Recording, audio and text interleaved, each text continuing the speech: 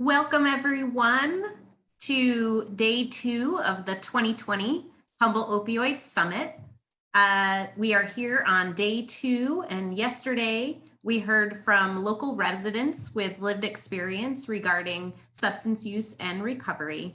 And I'm just so grateful for the panel yesterday, for their courage to share their story and experiences, and for the hope and support they extended to people in our community who might be struggling with substance use or seeking treatment. And as well, tips and tricks for all of us who are working in the healthcare system to better support folks who might be seeking care. For those of you who may have missed yesterday's session, we will be posting recordings of it on the RX Safe Humboldt website. And the RX Safe Humboldt website is also just the landing hub for the summit. You can go check it out and see what's coming later this week and what's already happening. And I would like to extend a thank you for all of our sponsors, RX Safe Humboldt, the Humboldt Community Health Trust, the California AHEC, the Humboldt IPA, Aegis, and North Coast Clinics Network.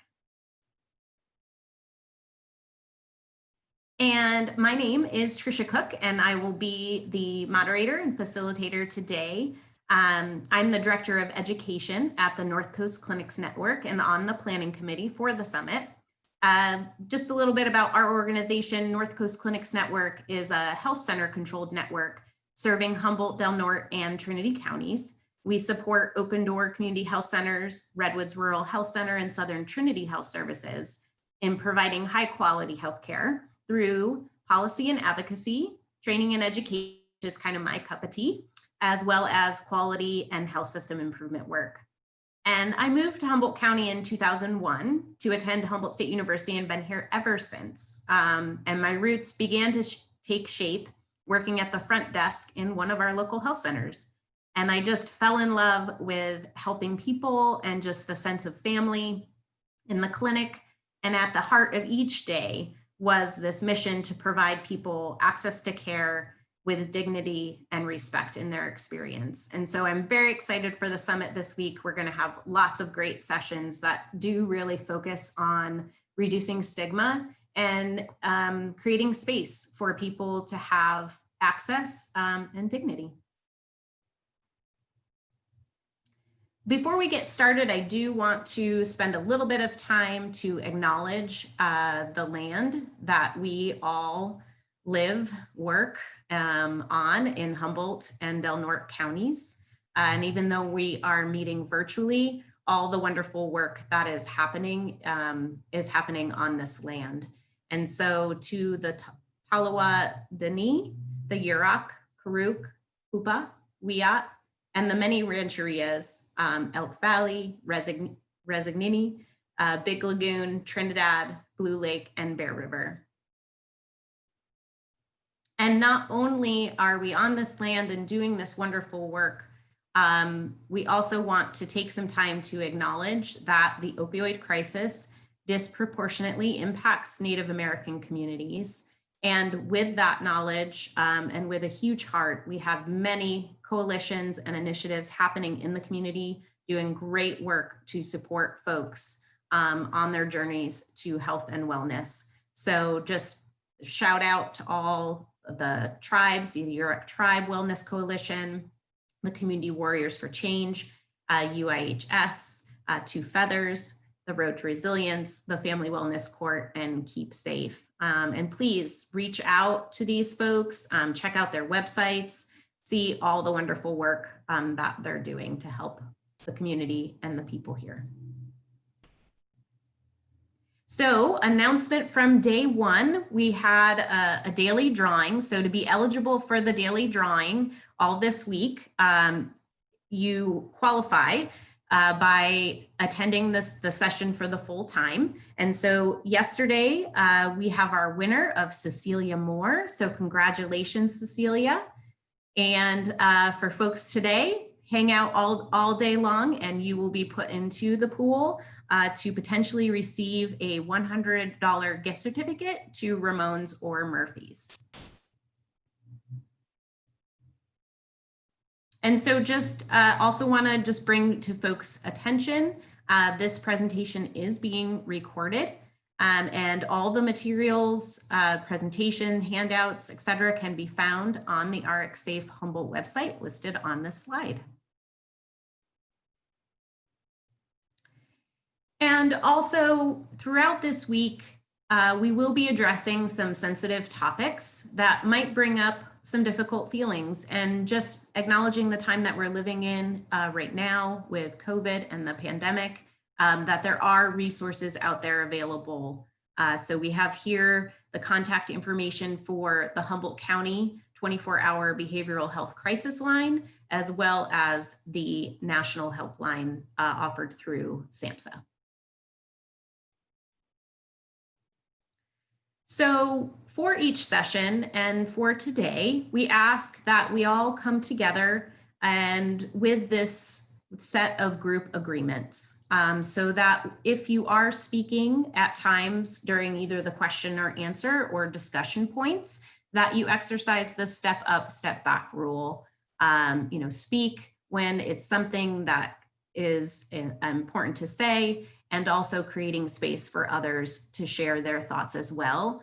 And in doing so, to show respect and kindness, as this is, and we are trying to create a safe space free of judgment.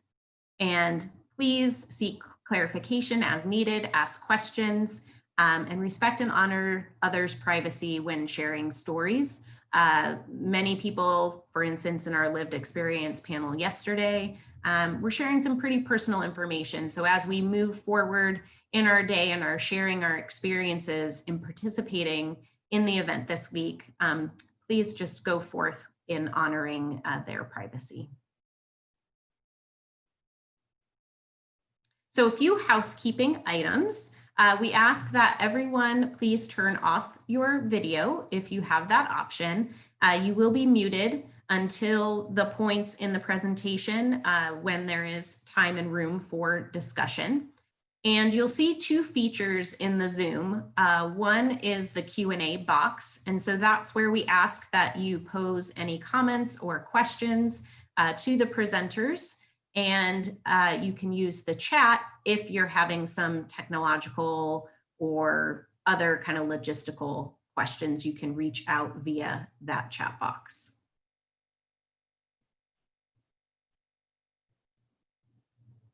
And then again, just use that chat if anything comes up, any questions or assistance, questions related to CNE or CEU. And you can also find the list of contacts and support folks that are helping put on the event at the RxSafe Humboldt site. So we have CME and CEU credits available for health professions. Applications have been submitted to the American Academy of Family Physicians and the California Board of Nursing. So in order to receive that CME or CEU credit, we kind of have 3 easy steps that we ask folks to do. Please register for the event, and we will need your license number. And then for the sessions that you do attend, we ask that you complete an evaluation. The link to the evaluation will be put into the chat and is also available on the RxSafe Humboldt website. And we ask that all evaluations be received by 5 p.m. on October 23rd. So what are we going to do today? Tuesday, October 20th, here we are. So our first presentation is going to be Understanding the Disease of Addiction. And our presenter for that will be Candy Stockton. And then following that presentation, we will have another session on the harm reduction in primary care with Jessica Smith and Wes Harrison. So for the first session, the science of addiction, we have Dr. Candy Stockton. And Candy is a board certified physician in family medicine and addiction medicine. She is a medical director and doctor at Priority Care locally, as well as the school-based health center in McKinleyville. She is also actively involved in the work of RX Safe Humboldt and the Perinatal Substance Use Disorder Countywide Project. And Candy brings an endless amount of passion to supporting individuals in their journey to health and wellness. And I am so happy to have her here today as the presenter for the Science of Addiction. And with that, I'll hand it over to Candy.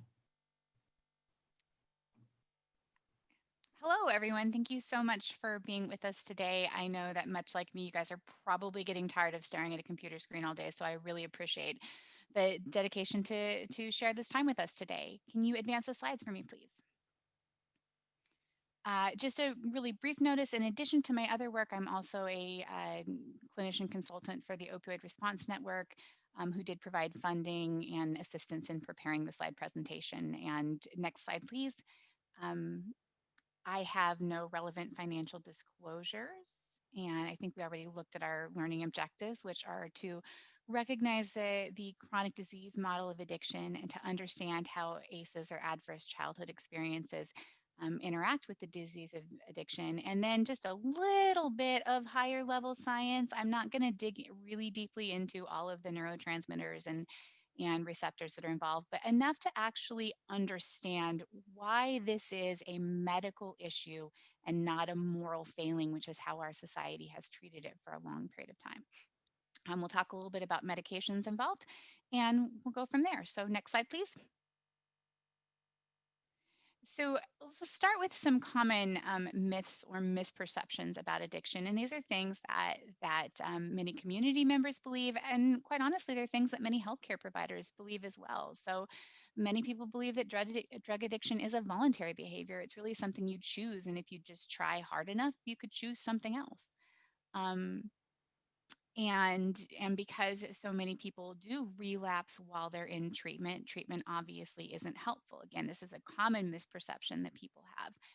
um, Another interesting misperception people have is that you have to want treatment for it to be effective, and I think that kind of roots back to our understanding of what effective treatment is and what it means.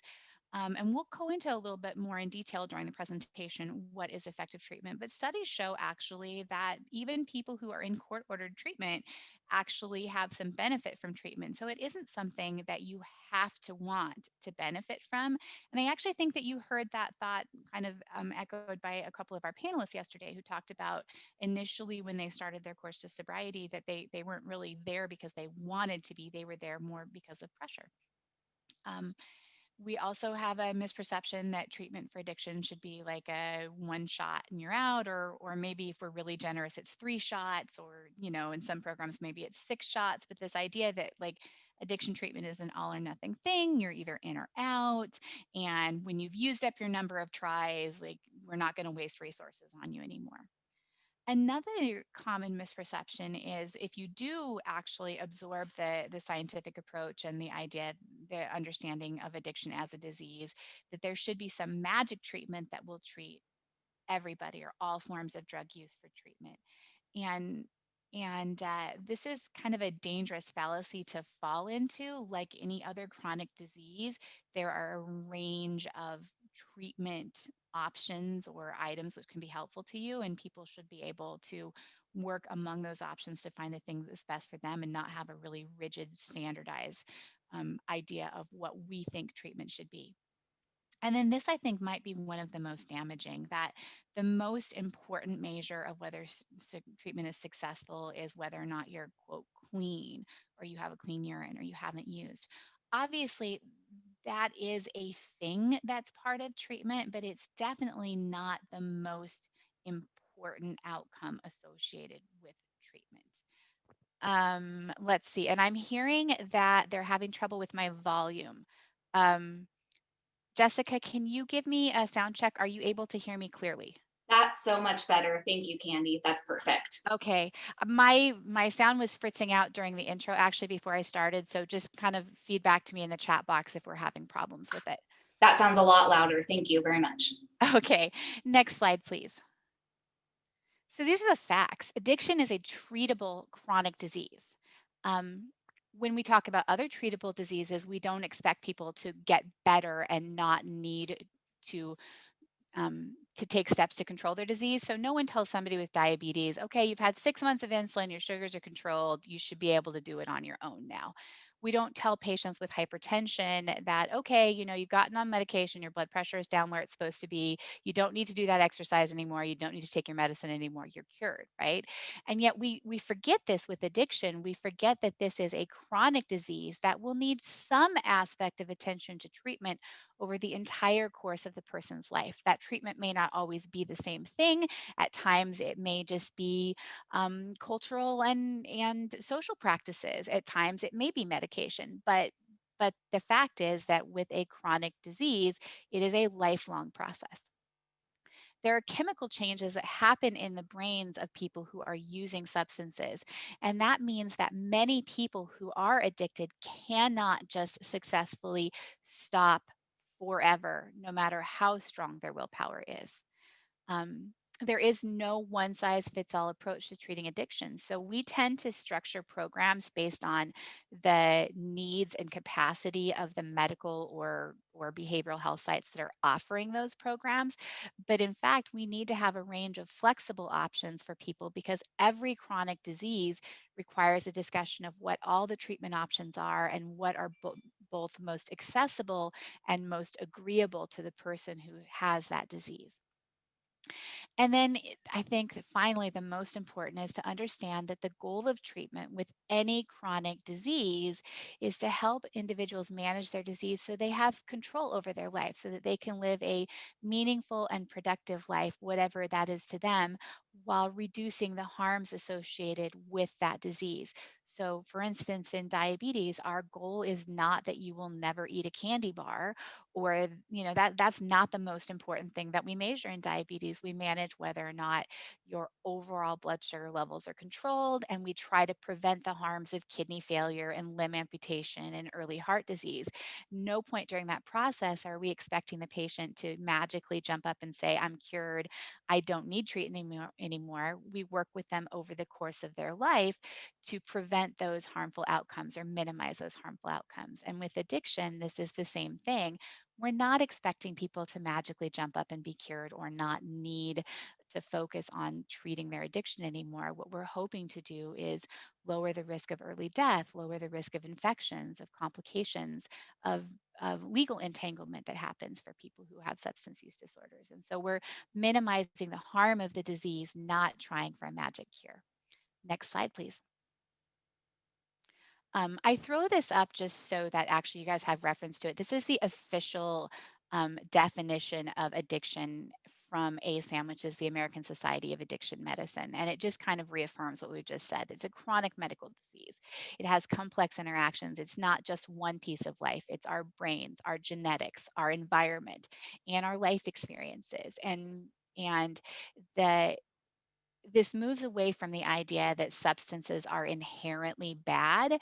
Substances are inherently neutral. How they're used in a person's life and that person's relationship with those substances is what actually moves you across the line into disease. And like with other chronic diseases, prevention efforts and treatment approaches are generally successful. Next slide, please. So I throw this up because I come from a primary care standpoint, and I think that's the perfect setting in which to address the chronic substance use disorders that people can develop. So as a reminder to those of us who work with patients and who get frustrated when we see patients with substance use disorders relapsing or having flares in their diseases over and over again, at any given time of people in treatment over the course of a year for substance use disorder, 40 to 60% of those people, so about half of them, will have a relapse. It does not mean that they'll fall away from treatment entirely, but their disease will get worse. They'll have a lapse in treatment. Now, that sounds bad until you understand that fully two-thirds of people with hypertension and two-thirds of people with asthma will also relapse in control of their disease during that same time period. So again, this kind of mentality that some of us have built up around treating addiction, that treatment just doesn't work because people keep failing at it. No, changing lifestyles, changing behaviors is difficult. whether it's associated with substance use, whether it's associated with asthma, whether it's associated with high blood pressure. And it takes consistent, sustained work. And people who have those chronic problems will have lapses and relapses in their disease control over a course of time. It does not mean the treatment is meaningless. It does not mean that they're not actually having improved life and improved outcomes because they're in treatment. Next slide, please. I'm going to talk a little bit about the vulnerability to addiction. And we talk about later in this presentation and in many other presentations about how using drugs shifts the neurotransmitters in your brain and it actually causes dysfunction in that axis. When you lay that process over somebody who already has some dysfunction in the dopamine axis in their brain because of early and sustained exposure to trauma in childhood, you really increase the risk of developing a substance use disorder when you're exposed to substances. So it is the norm in this country to use substances to change the way you feel, whether it's alcohol, whether it's cigarettes or marijuana or heroin or cocaine or donuts or, you name your pick, but it is actually a very normal reaction in this country to use substances. Doesn't make it okay, doesn't make it good, but it's a little hypocritical for those of us who've been fortunate enough not to develop problems with those substances to to blame people who were predisposed towards developing problems when they tried those substances because of their underlying brain chemistry, and not recognizing, that there but for the grace of God go I, that the genetic and environmental factors strongly influence our risk of developing addictions when we are exposed. And this is actually a critical understanding of equity work. If I am a wealthy white doctor who has a significant amount of flexibility and control of my schedule and the people around me, and I suddenly decide that cocaine is probably the most effective way for me to lose weight, it's likely that I could do that for a long period of time before it actually became apparent to other people that I had a problem. Right. And if I was stopped by law enforcement for some reason, it's unlikely that that would be a thing that they would consider or or think that I was doing. And therefore, I'm not that likely to have legal or financial complications from my substance use until my disease reaches a much later stage. If, however, you are a minority person of color, if you're poor, disadvantaged in some other way, in fact, if you don't have that financial stability to obtain your drug easily and you don't have the personal freedom to be able to control your life around you so that other people can't question your activities as easily, and if anytime law enforcement stops you, they're looking for some type of excuse for why you might be in trouble, you can imagine how the consequences of drug use would become much more problematic, not because you're a worse drug user or a worse problem, but because society and the environment are more targeted on actually penalizing you for that use. And so we really need to recognize that when we take policies around substance use and we take diagnostic criteria around substance use that are really targeted at the consequences of drug use, things like legal complications, custody issues, things like that, that those are disproportionately going to affect disadvantaged people, because if you're white and rich, it's likely you can get away with it. And that's an important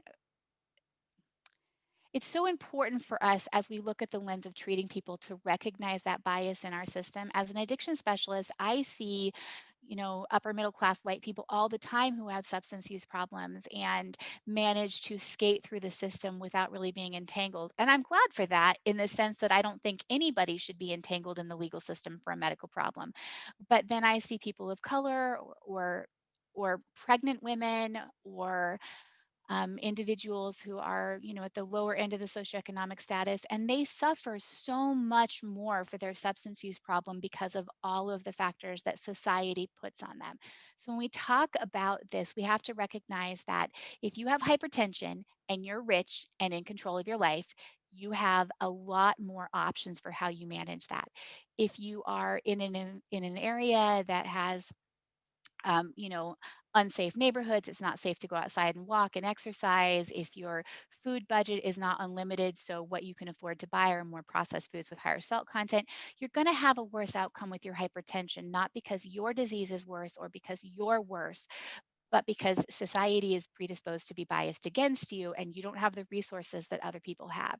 And this is why it's so important that we recognize this, that we call it out, and that we build programs that build in that support for disadvantaged people when we're dealing with substance use. This is a main reason why actually Native American communities are more heavily disadvantaged by substance use disorder, because they have this long historical history of trauma and disruption of their culture and their family structure already. And then when you throw a substance use disorder on top of this, or substance use exposure on top of this, you have all of the additional legal implications and challenges that that brings for them. So I just really want to call that out explicitly today. And that's probably enough harping on my soapbox on that. So I'll go ahead and move the slide forward. So we know that ACEs, that's adverse childhood experiences, things that happen to you in your developmental phase before the age of 18, that if you have a high level of ACEs, you're more likely to have all range of medical diseases. That's hypertension, it's congestive heart failure, but it's really glaringly obvious when you look at substance use. You're twice as likely to smoke cigarettes if you've had 4 or more ACEs in your childhood. You're 7 times more likely to have an alcohol use disorder. You're 10 times more likely to inject drugs. You're 6 times more likely to be depressed. And you're 12 times more likely to have attempted suicide.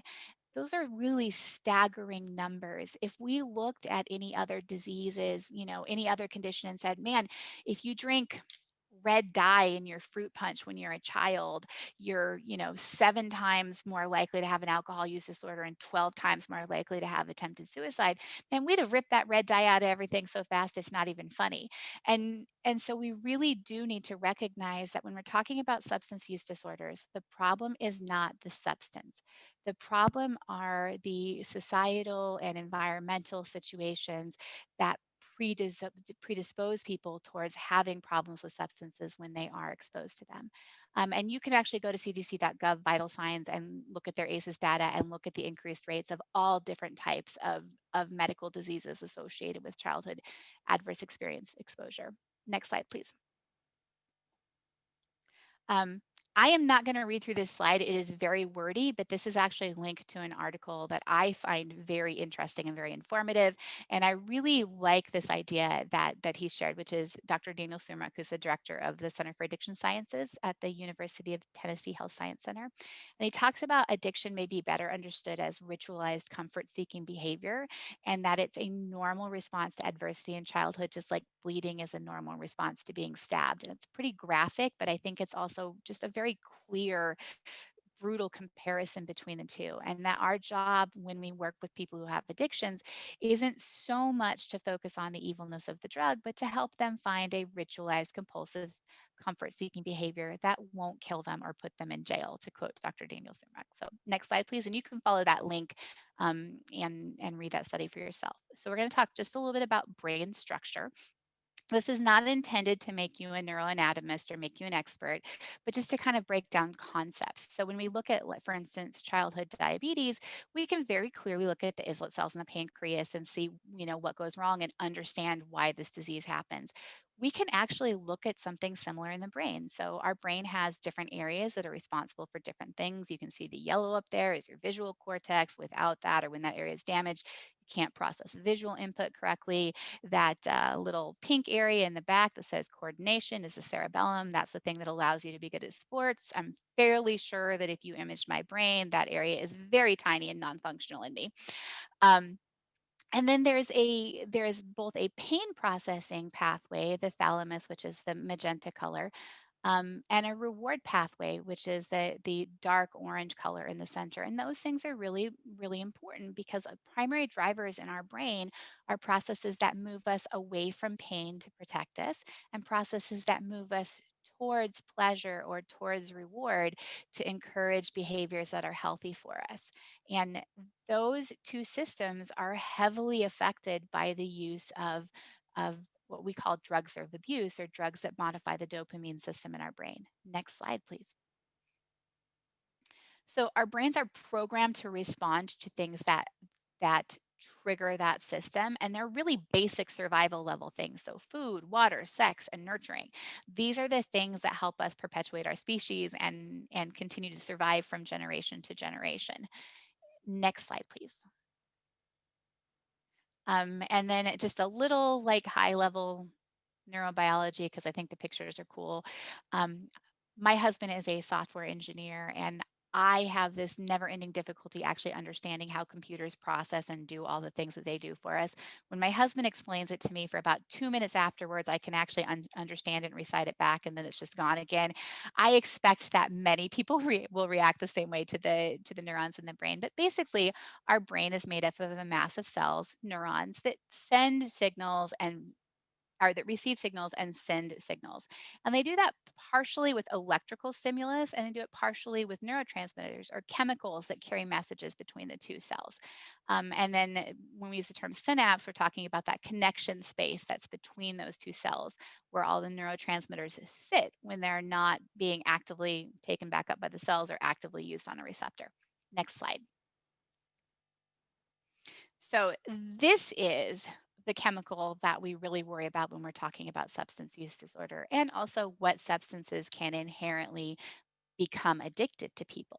So dopamine is our feel good neurotransmitter. It is the one that, you know, lets us feel loved, lets us feel motivated, helps us do things and accomplish things on a day by day basis.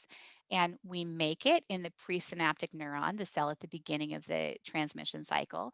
And under certain circumstances, we release it and it goes into that space, and then it binds to the dopamine receptors on the next cell to carry that message through to tell our reward pathway that we are okay. And because our brains are really complex and amazing computers, we also produce other chemicals that can help moderate that transmission back and forth. And the important one, if we're talking about opioid addiction, are chemicals called endorphins. Most of you have probably heard that term before. We talk about how endorphins are feel good chemicals. We talk about how when you exercise, you get your endorphin levels up, and it can help, help you manage your own pain. And it's actually a key component in understanding now how to better manage chronic pain in people who do have chronic pain from musculoskeletal sources. But importantly for us, it actually changes how dopamine is released in the brain, and it increases the amount of dopamine that we release. That's a good thing if we're exercising to get rid of muscle aches. That's a bad thing if we're taking a medicine that looks like an endorphin to our body on a regular basis. And that's what heroin and oxycodone and hydrocodone and Norco, that's what all these pain medications do when we take them is they actually mimic endorphins, and they cause us to release more dopamine into the space between our brain. Next slide, please. Um, so essentially, I think I talked ahead of myself because this just covers what we just said. So that has an effect both in the reward center in the brain and in the pain pathway in the brain. So it's impossible to give somebody a pain medication to treat their pain without also working on the reward center in the brain. Next slide. Um, I love this study. These are pictures that are from the Rat Park study. This is actually a computer generated picture with the study, not actual one. But basically in this study, they took and they delivered drugs directly into the brains of rats.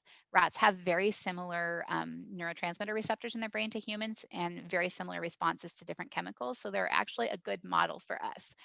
Rats also have highly complex and social communities. And so from a social standpoint, they're also a fairly good model for human beings, surprisingly.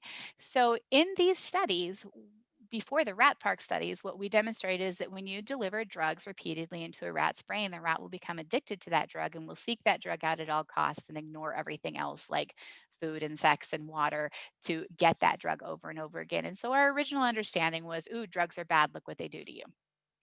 The rat park studies, which were done, I think, in the late 70s and early 80s, were really interesting kind of counterpoint to this. And they said, what if you take rats and you put them in a great environment? Instead of putting them in a little cage and running drugs directly into their brain, what if you take them and you put them in a nice, big space that's clean with lots of stimulating toys and foods to play with and forage for, and lots of other rats to develop complex relationships with, and to have sex and friendship and bonding and all of these things. What happens to rats when you do that? Are the drugs still addictive? And the truth is, in those studies, the rats would use drugs some when you put them out there, but they didn't have that tendency to go back to them over and over and over again. And so from that study, although it was silent for years, when it started popping up again, that the take that people had from that is, well, drugs aren't bad at all. It's not the drug, it's totally the environment. And it's a movement forward, but it also misses the point somewhat, which is the drugs absolutely do change the chemistry and biology of your brain. There is no question about that. And if your brain chemistry is already not functioning normally because your environment or society is causing stress and trauma for you, then you're at a higher risk of developing a problem with that substance. And that's really, I think, the take home from this is that it's not an either or thing. There is a chemical thing that happens with exposure to the drug, and there is a predisposition that happens, and there are protective factors that can happen when we build supportive societies. Next slide, please.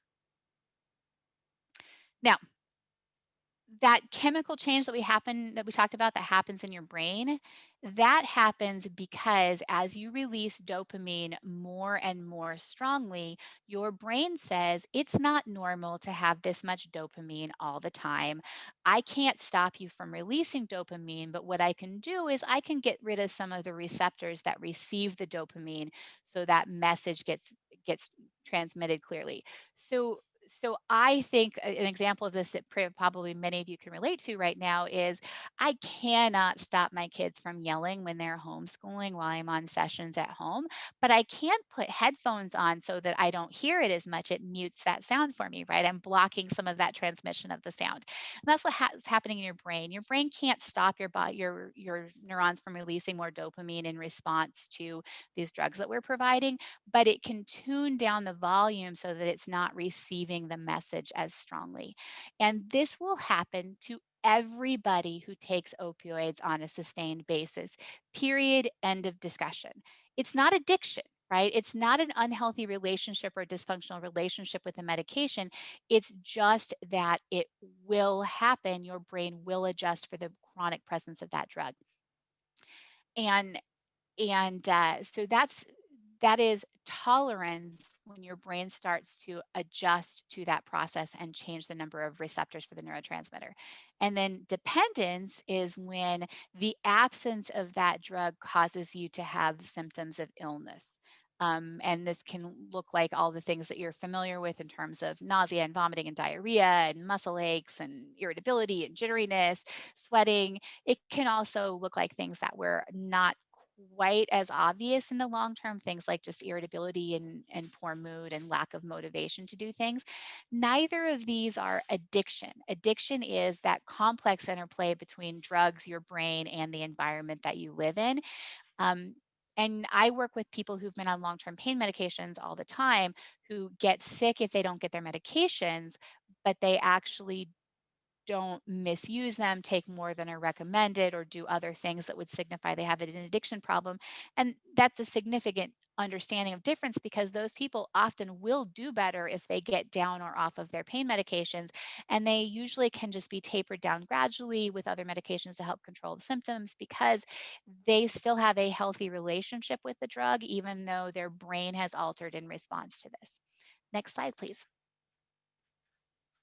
So so what is addiction really when it comes down to it? And basically, addiction is a disease of the reward pathway in the brain. Just because I can't measure your dopamine levels on a blood test or some scan I can see in the office doesn't mean we don't know that. In a few minutes, I'm going to show you some pictures of how the dopamine receptors change in people's brains when they use substances long term. And all drugs of addiction or all drugs of dependence actually have an impact on the dopamine axis in the brain, whether it directly affects the dopamine axis or whether it works on other neurotransmitters that then modulate the dopamine axis. And when you develop a breakdown in this system, you can no longer reasonably look at things like what's the long-term risk or long-term reward of the substance, because you're stuck in that cycle right that minute of my brain's not working right this second and I have to feel better. Um, and this manifests as the compulsive use that you see, and we see this in spite of the negative effects associated with substance use. And we see this, I think, most painfully in women who are pregnant or parenting who've had their children removed and so desperately love their children and so desperately want them back, and still in the moment have a hard time saying no to that drug or turning away from their addiction because the system in their brain is broken. Next slide, please.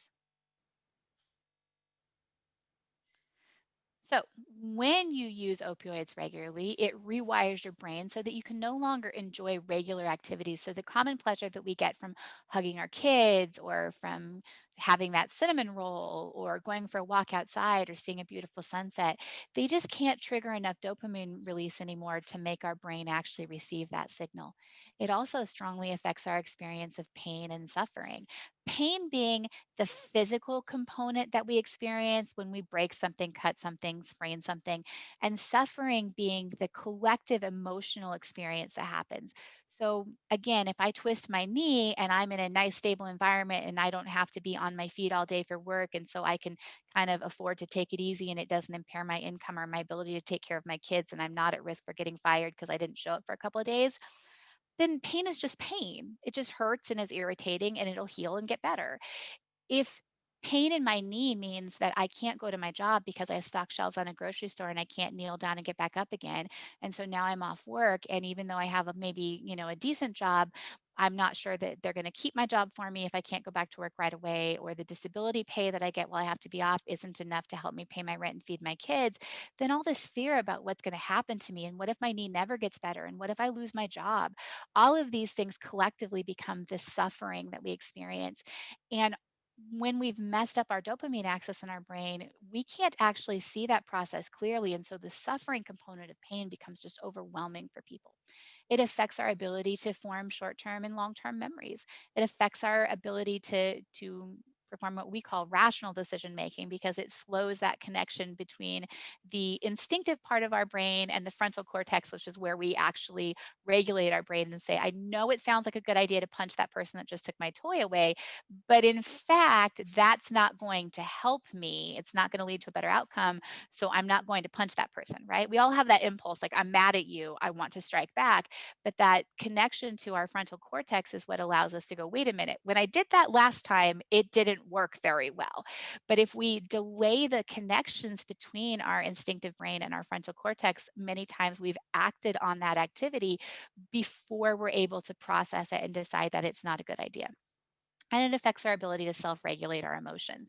So, being able to do things like increase our endorphin levels with exercise, we lose that ability when we've messed up our system or when our system has become broken because of exposure to substances. Next slide. So these are just a couple of quick slides. And on the left-hand side, you'll see the bright, almost rainbow colored areas that represent the amount of dopamine receptors in the brain of somebody who does not have a substance use disorder. And on the right-hand side, you'll see with cocaine, with methamphetamines, with alcohol, and with heroin, the reduction in color or signal intensity, which represents a decrease in the number of dopamine receptors in the brain of somebody who is actively using substances on a regular basis. Um, and then you can see the same thing if you look on the images on the right-hand side. You'll see a cross-section of somebody's brain, and in the top pictures, you see these lovely pictures of a control man or somebody who does not have a substance use disorder. And those dark areas are actually open spaces in the brain. They're the ventricles. They're where we actually process and drain fluids. And they're supposed to be about that size. And when you get down to a man who is using alcohol regularly, you see that those ventricle things increase. And this is not like basketball where a higher score or larger size is better. This is like golf, right? That you want that lower space. You want enough space to actually process fluid appropriately in our brains. But as you start to increase the size of the ventricles, you can see it's decreasing the amount of cortical tissue or brain tissue that's around it. So it's atrophy or shrinking of the brain tissue that's associated with somebody using substances on a long-term basis. Next slide, please. So I'm going to kind of start jumping faster because I did not time this very well. This is a slide that is commonly associated with kind of explaining how when you first start using drugs, it makes you feel really good. And then over time, it doesn't feel as good anymore. And then over more time, it actually, you start getting sick in between and you need the drug just to feel normal. And I think many people are familiar with the symbolism. The thing that I want to point out is that we start the process in kind of the middle of that normal range because we're talking about euphoria versus withdrawal. But if we're talking about normal dopamine processing, then you really want to move that line down, that starting point, quite a bit. Because when you're talking about somebody who's developed a substance use disorder, you're usually talking about somebody who had lower functional levels of dopamine to begin with. And so it's not that they got super high the first time they used drugs, it's that they got like high up into the high normal range and they really weren't in the normal range to begin with. And that's why that behavior is so powerfully reinforcing. The first time you use drugs may be the first time that your brain ever feels normal. Next slide forward. So this is just kind of a repeat of the same type of slides, but showing that if you look at the right-hand box, that showing after 14 months of abstinence, that actually those dopamine receptors are starting to recover. They're not back to the exact same normal distribution that they were initially, but they're getting back towards what looks like normal. So with sustained abstinence, you can have improvement of the dopamine receptors in the brain, but it takes a long time. It's not 1 month. If you look at 1 month, the middle picture, it's really not back towards normal at all. If you look at 14 months with opioid, and this happens to be methamphetamines, with opioids, you're looking at longer, generally like 24 months to start getting back to those normal levels or whatever normal was for you before you started your substance use. Next slide, please. And this is an important concept because if you just think about recovery as like detoxing, getting abstinent, getting clean, not using, that's great. You haven't used a drug. Yay, whoopee. But you also haven't fixed the underlying problem that was leading to the drug use in the first place. And for a period of 2 to 3 years after you've quit opioids, you can have people who live in this, what we call a persistent or post acute withdrawal syndrome, which is this decreased dopamine levels. And this is associated with a really high risk of relapse.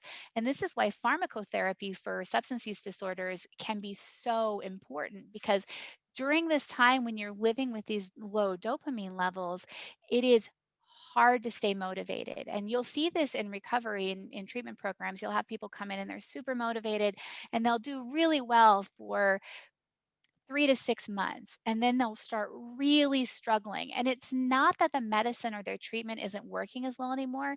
It's that willpower alone will only get you through so long of this phase where you just don't feel okay. And we need to start kind of restructuring our programs to recognize that and really invest more time and energy in people who are in that kind of interim recovery phase and quit patting people on the back at 6 months and telling them like you're doing great, you're through this now, because we know they're not. In fact, if you're a pregnant woman, we know that your highest risk of overdose death is actually 7 to 12 months after you deliver. So you've been in treatment for 6 to 9 months, and that's the time where you actually have the highest risk of overdose. Next slide, please.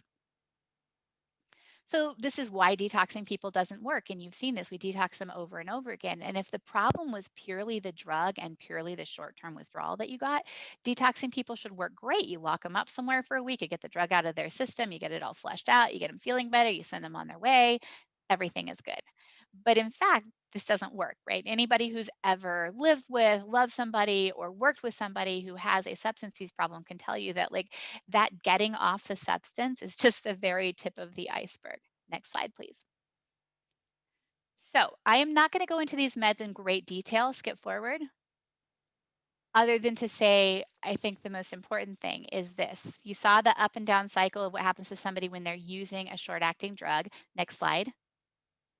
This is the goal of pharmacotherapy, not that they're in the euphoric stage, but that they stay in that normal dopamine axis level so that they can do the work around the aspects of their life that need to change or need support to be able to have meaningful long-term recovery.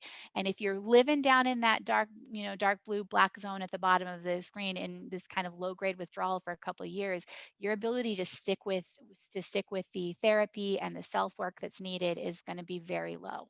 Next slide. So there are basically three medications, and I'm going to have you skip forward 1, 2, 3 slides, I think, so we can just see the summary slide. One more.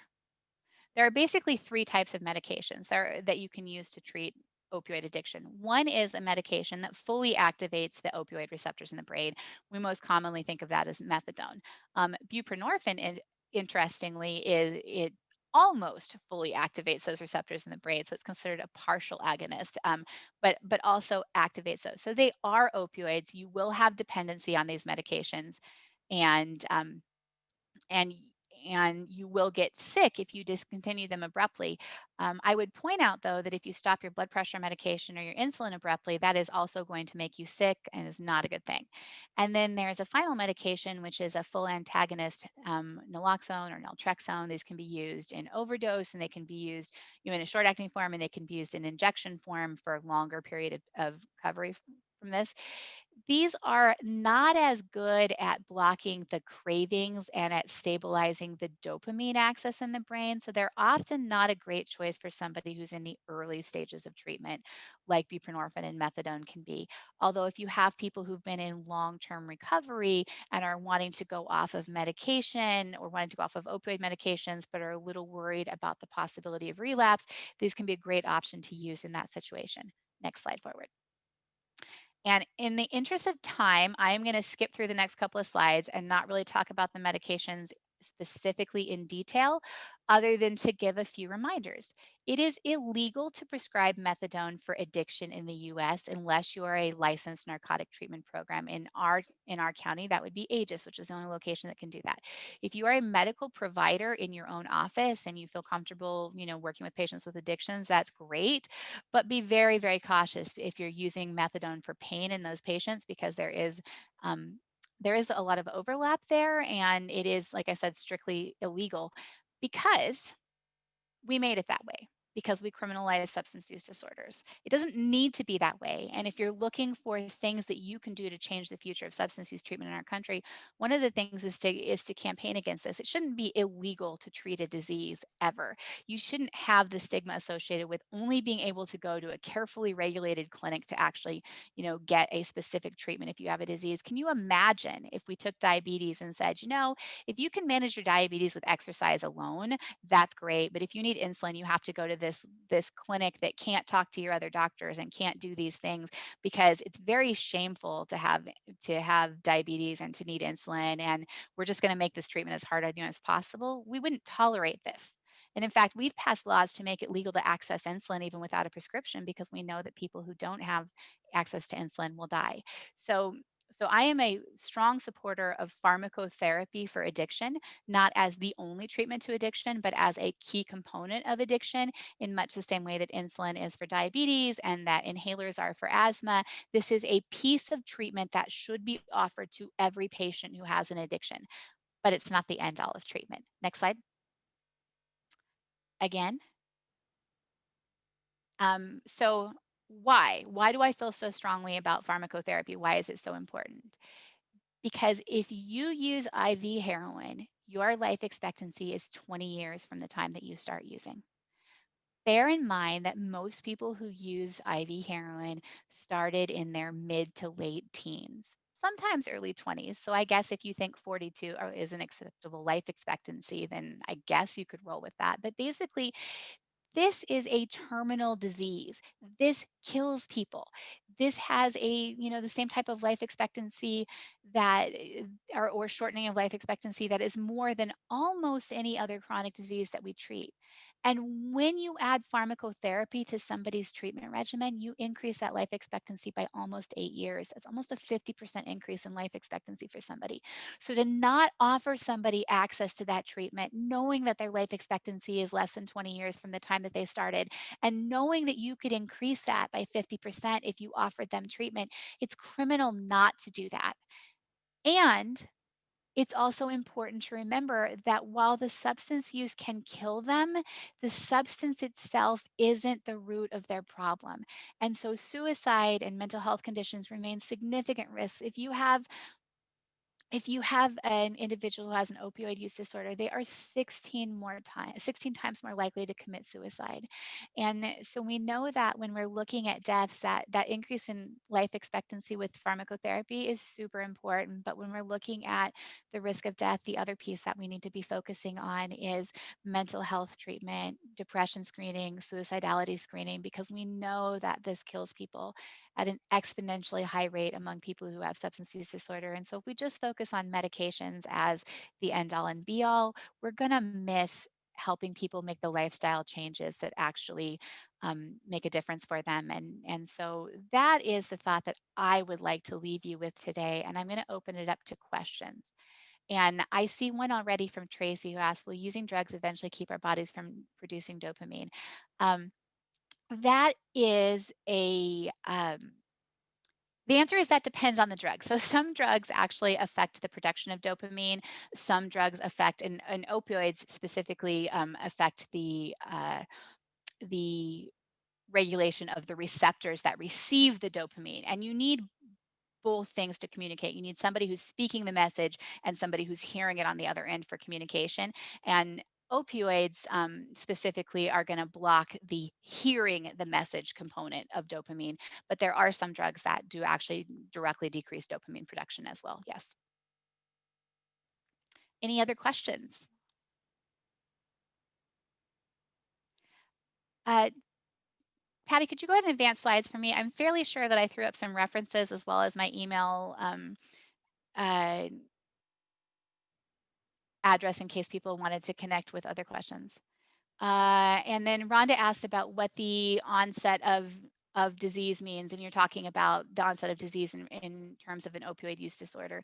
And so that would be from the time that they meet the criteria for opioid use disorder, which, without going into too much detail, is things like increasing use of developing tolerance or dependence, using more than they want to, using in spite of adverse reactions like problems in relationships or problems with work. Um, so they'd have to meet 3 of those criteria to meet the onset of disease. So not somebody who, like a high school kid who experiments with the drug once or twice and then doesn't go back to use, but generally that's going to look like using, if not every day of the week, then most days of the week.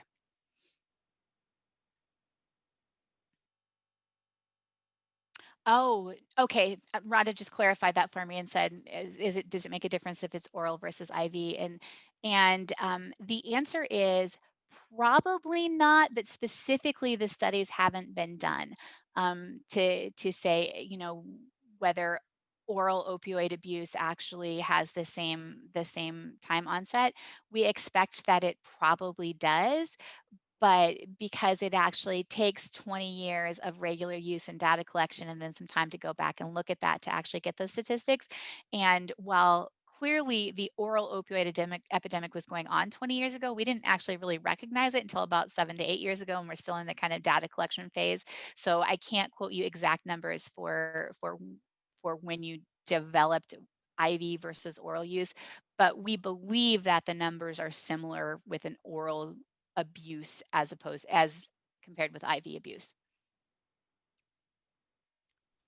Are there, and I got one question that says, that says, is there medication options for methamphetamine? The answer is there are currently no FDA-approved medication options for methamphetamine addiction, and there are no particularly successful off-label medications that we've used. There are some things that can be used, things like, and I am going off-label, which I do have to disclose for CME purposes, that there are some things like Wellbutrin and some other activating antidepressants that are sometimes used. Using prescription stimulants like Ritalin or Adderall does not have a beneficial effect to what we've been able to tell so far. So it's not like we can do opioid replacement like with buprenorphine or methadone. And actually the treatment that to date has been documented as most effective is actually what we call contingency management. So frequent follow-up, frequent interaction. And I mean, to really simplify the process, routine drug testing that's unsuccessful. Sorry, I got distracted by a question that was popping up. So routine drug testing that's not scheduled so that the patient isn't aware of what's going to happen, with a small reward associated with having an appropriate drug screen. And I know that at the surface, that kind of sounds like paying people to not use drugs, which, you know, many of us would like to be paid not to use drugs. It really is not the same though, because what we're actually doing is trying to kind of reassociate triggering the dopamine system. And I forget who won the gift certificate for yesterday this morning, but I'm guessing that when that person actually heard that news that they won that certificate, there was like a little bit of excitement there, a little increase in heart rate, a little bit of improved mood. That's because we're triggering that dopamine access with that small win that you got. And that's the concept behind contingency management as well. It's not really this idea that if you just pay people, they won't do drugs. It's actually trying to restructure and rebuild that dopamine access system. And then one last question, So, and then I think I'll hey, stop because, or I'm over time, aren't I? yeah, Candy. All But right. if you could maybe type in an answer to the last question regarding. I sure will. Awesome. Thank you so much, Candy. And thanks so much for your presentation. I just greatly appreciate you bringing in the idea of health equity and the impact of our biases on, the biases that we hold regarding substance use and how that can really hinder someone's treatment. So thank you. Thank you. Okay, so as we said, Candy will answer that last remaining question. We're going to move on to our next presentation, harm reduction in primary care. And just give you a quick intro to our presenters. We have Jessica Smith. Jessica is the former executive director of the Humboldt Area Center for Harm Reduction, otherwise known as Hatcher. She joined the National Harm Reduction Coalition in July of this year as the Community Mobilization Coordinator and provides support to new and existing syringe service programs, specifically in rural communities throughout California. And Jessica received her master's degree in sociology from Humboldt State in 2018, is a certified HIV test counselor and a co-founder of the Humboldt Harm Reduction Coalition. So welcome, Jessica. And then we also have joining us Wes Harrison. Wesley, otherwise known as Wesley, is the executive director of the North Coast Substance Abuse Council, as well as Crossroads. He has worked in the addiction field for over 7 years and leads medication-assisted treatment expansion projects and is implementing telehealth services in residential treatment locally. And so the focus of this session will be around understanding harm reduction, kind of the key terms and methods, and then understanding how can we apply these in our everyday work in primary care. So with that, I will turn it over to Jessica and Wes. Thanks. Thanks very much, Trisha. Happy to be here with everyone. Happy that, oh, there you are, Wes. Like you disappeared. Happy to be doing this presentation with Wes today. So y'all can change the slides, please. We can skip through these, I guess. Trisha announced who we are. So that's just what these are. I have nothing to disclose. There's no conflict of interest or anything like that for me. And that goes the same for me. There is no conflict of interest with me. And here are some learning objectives. A couple of them are listed, as Trisha mentioned, but we'll talk about the basic principles and strategies of harm reduction, talk about how those strategies can be applied in a primary care setting, specifically when engaging with people who use drugs, people who engage in sex work, or people experiencing homelessness. We'll talk a little bit about personal bias and stigma, and recognizing that impact of stigma on folks that are trying to access primary care, ways you can reduce stigma and implement more compassionate care. And then if we have some time or folks want to know, we can tell you all a little bit about harm reduction resources in our community here in Humboldt. Next slide, please. All right, so let's get started with talking about what harm reduction is.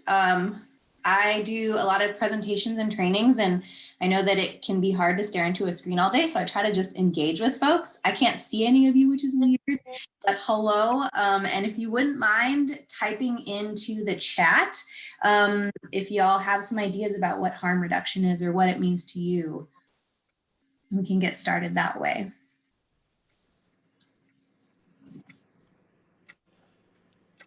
Vanessa says, meeting people where they're at. Yes, awesome.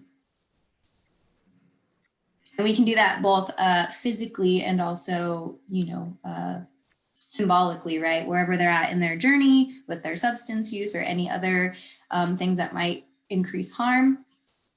Minimizing risks. Yes. Any positive change. Absolutely. So maybe not necessarily focusing on sobriety first and foremost, but seeing and thinking about positive changes that folks can make related to their substance use or related to their overall health. Helping people be as safe as they can and in a way that is safe for them, right? Whatever that means to them. We've got some actual literal examples: wearing a condom, a seatbelt, using sunscreen. Yes, absolutely. These are all great things. And some inputs from folks who are part of the Harm Reduction Coalition as well. So thank you. You can go to the next slide, please.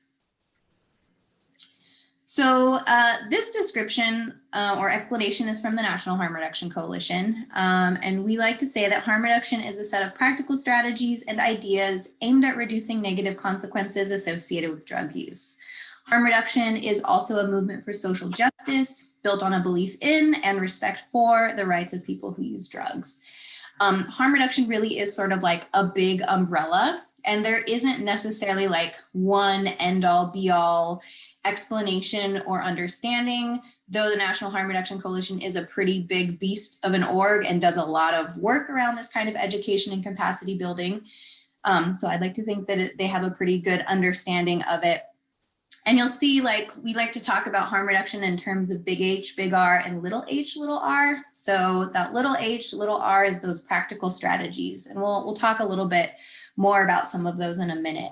The movement for social justice, right? The big H, big R, centering the voices and experiences of people who use drugs, acknowledging those sociocultural factors and how that impacts people's ability to address their substance use, or, the ways that they get engaged with substance use in the first place, and really fighting for equity and health equity. And I do really appreciate Candy's extensive chat about that, leading in with that. It's so very important, because oftentimes, though drugs can have negative impacts on folks, it really can be like the sociocultural factors, right? The stigma that is going to lead to some even worse outcomes for folks. Next slide, please. So there are a spectrum of strategies that can be used in harm reduction to reduce the negative consequences associated with drug use, sex work, and other behaviors that might have some risks.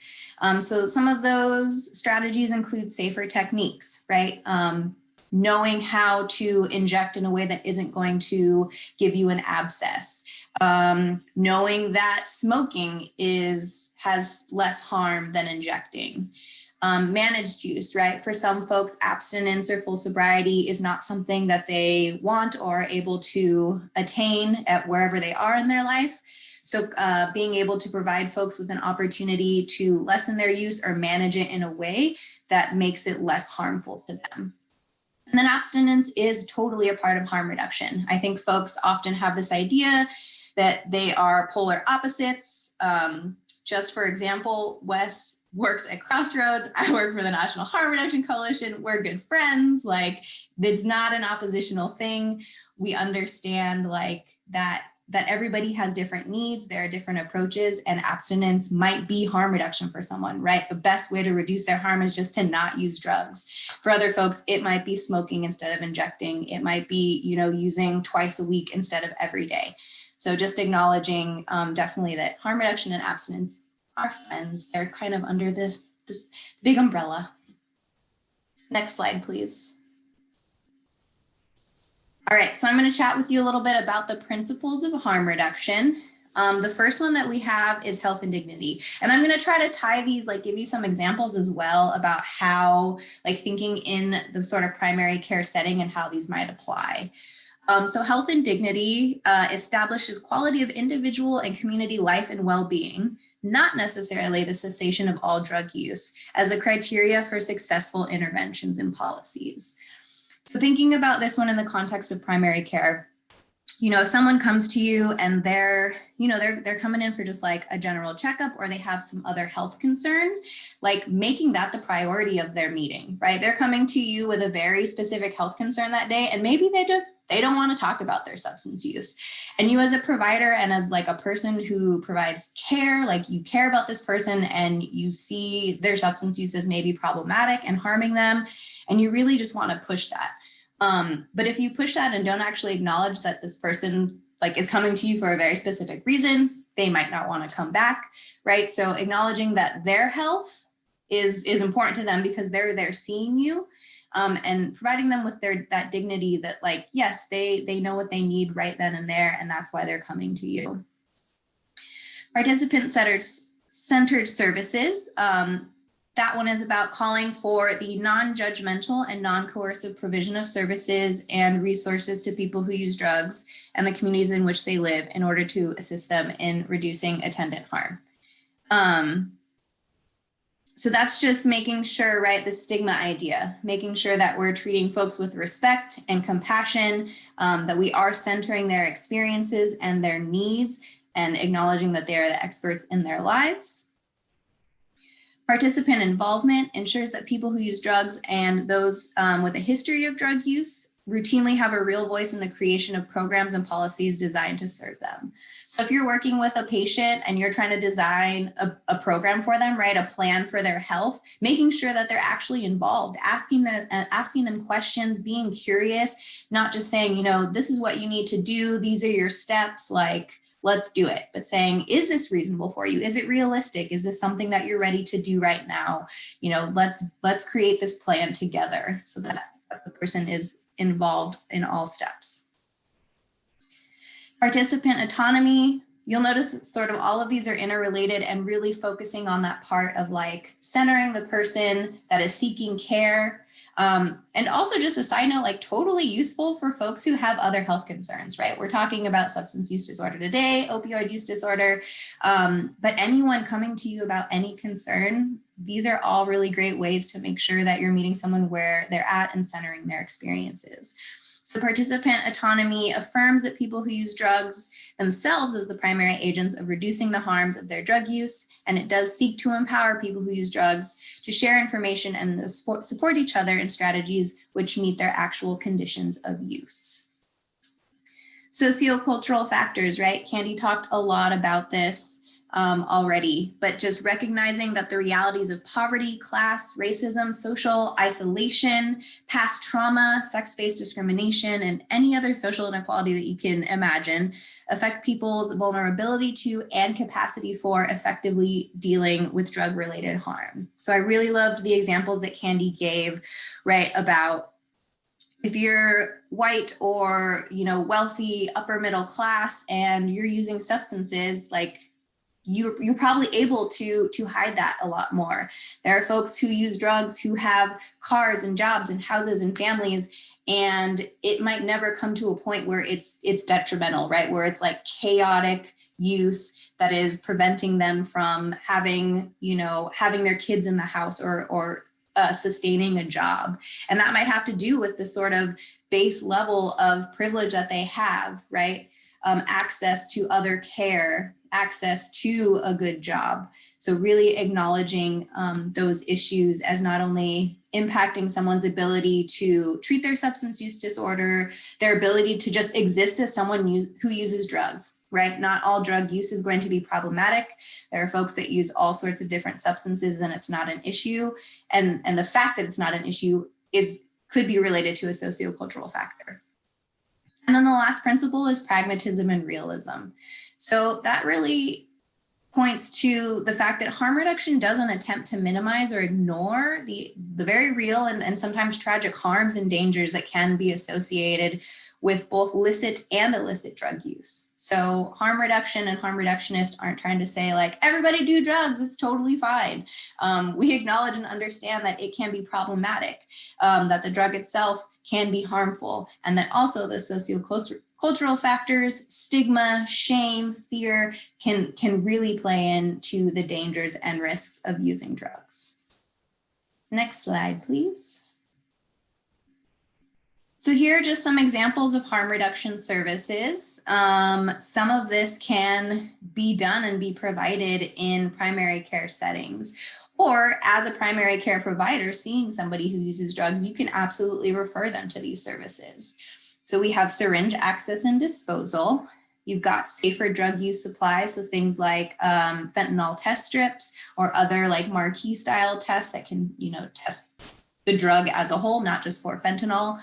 A lot of folks don't always think about other routes of use, right? So having like safer snorting kits or safer smoking kits, right? Having pipes or straws that are sterile and for individual use only, so people aren't sharing.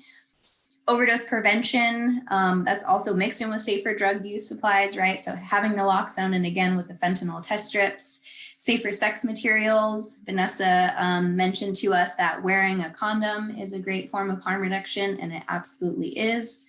Medication for opioid use disorder. Again, harm reduction is not in conflict with treatment. And in fact, using medication for opioid use disorder is a form of harm reduction and may be the only way for somebody to stop using or reduce their use. Safer consumption services. These are actually services that have been in existence for quite a while in other countries. It's been in the legislative session a couple of times now. It's going to be coming up again. So it's a great thing, a great harm reduction tool to support for folks being able to access a safe and sterile place to use drugs, and also are more likely to access treatment if they're engaged with those sort of services. Drop-in centers like the Raven Project and Hatcher are awesome places for folks to just come and be who they are in a non-judgmental, safe, stigma-free zone and access basic needs along with other harm reduction services and care. Housing first, right? Housing has a lot to do with people's substance use and how it impacts them. And again, like if you're somebody who has to use outside, what does that mean for your safety? Not only your risk for overdose, but your risk for criminalization. So ensuring that folks can have their basic human rights met, like housing, is super, super important. And referrals, right? Back and forth. Having syringe exchange programs referring to primary care, having primary care refer to syringe access programs, mental health, any and all the things, right? Veteran services, HIV and Hep C testing, all of these other great health services that are going to treat the whole person and address all of their needs. Next slide, please. All right, so we will move into harm reduction in primary care. We can go to the next slide. All right, so this slide right here is directly addressed to primary care and any provider in primary care. But as we all know, everyone in attendee either is a person who accesses primary care or works in primary care. So things that we really want to get across to the audience today and anyone working in primary care are primary care's role in relation to substance use disorder. I know we all want to, as care providers, we always want to treat every condition because that is our mission in life as care providers. But I want to remind primary care, that we each have our own specific role in this continuum, and understanding and addressing that role adequately and responsibly is really the point of this presentation. I want to remind everyone that there are certain things that are beneficial in primary care and certain things that aren't beneficial. Things that are beneficial are treating the emergency in front of you. Often we get patients that go into primary care and they're seeking help for an abscess or a fever, a stomach ache, or a wound. And when they come in, they're met with a certain level of stigma. So always reminding primary care professionals to treat the emergency in front of you, like Jessica was speaking on earlier, is to make that primary need the primary focus of the appointment. The second thing is to always give quality healthcare for the patient, right? Treating the person who uses drugs the same as you would any other person who doesn't use drugs. The responsibility of primary care should be in screening for substance use. Assessing and treating really isn't the primary focus, but you can definitely screen for substance use disorder. You can use the DAST or several other screening tools. It's a designed set of questions that really get an understanding if substance use disorder is present. And when it is present, things that are beneficial for primary care is a connection to services that improve quality of life. I was very specific in that term, connection to services that improve quality of life. A lot of people say connection to treatment, connection to this, connection to that. What I mean by connection to services that improve quality of life, I mean, if the person is ready for treatment or willing for treatment, desires treatment, then by all means, connect them to treatment. But if the person has no urgent desire to change their lifestyle currently, then connecting them to a service like Hatcher or public health that can improve their quality of life by giving them safer using paraphernalia or syringe exchange or other services that will just improve their quality of life. As always, educating and reducing harm in any way you can. And another thing is working in conjunction with such services. So understanding your community of service providers that are available. I am often shocked when I speak with medical professionals in the primary care system and I introduce myself and say what I do and what services we offer, and they say, "What is Crossroads?" And I say, well, Crossroads is a residential drug treatment facility that's been in operation for 45 years in this community.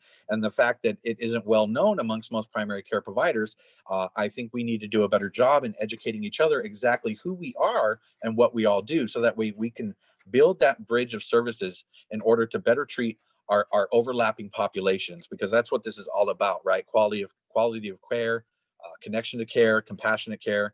And there are certain things that aren't beneficial in the primary care system, right? And I know most people don't want to hear this, right? But there are definitely things we learn in our field often. There are definitely things we do as professionals that aren't beneficial to the interactions we have with our patients and clients. So these are just some things that really have come across our desk.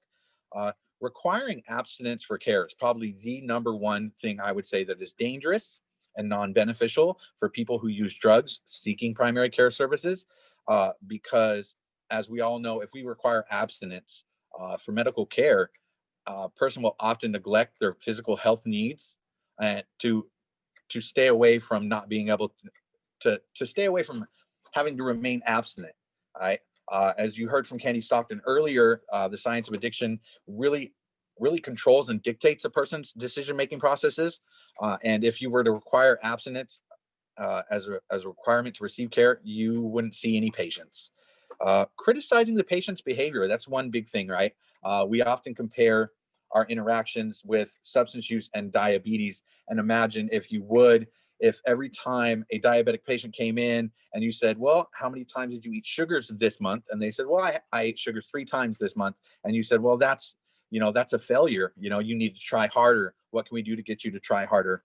That person is it's self-defeating, and the person doesn't desire to change.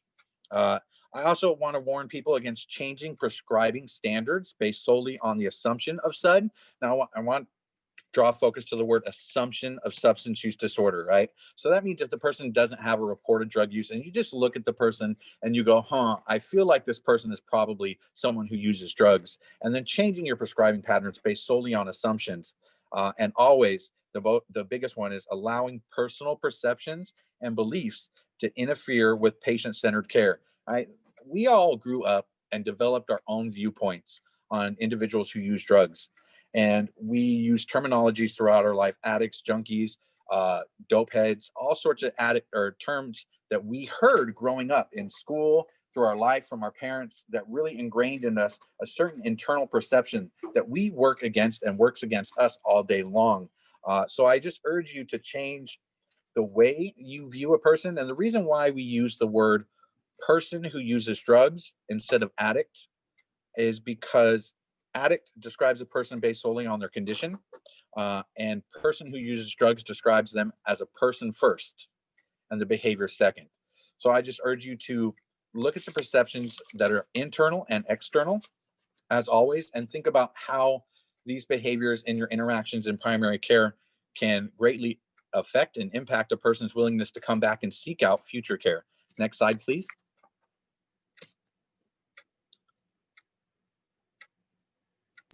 Unmute myself here.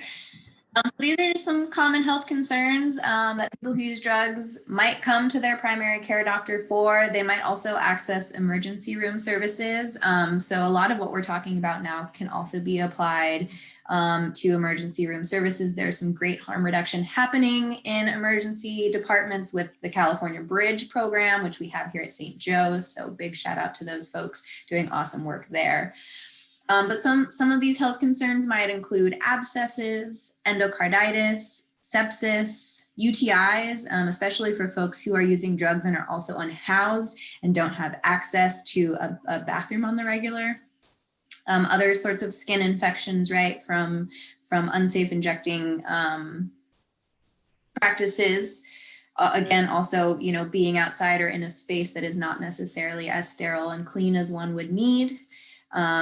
Wound care, general wound care, but also like abscesses.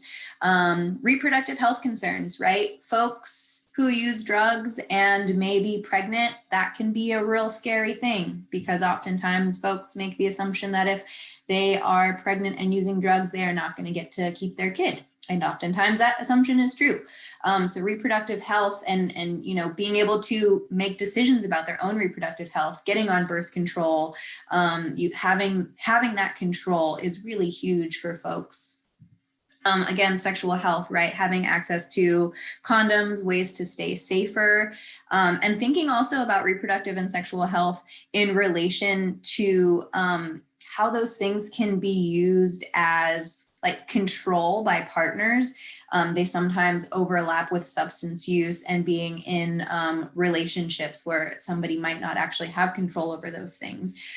So being open and willing to have those conversations with your patients and being able to connect them not only with the services specific to reproductive and sexual health, but perhaps someone that could also help if they're in like a domestic partnership that's not necessarily safe.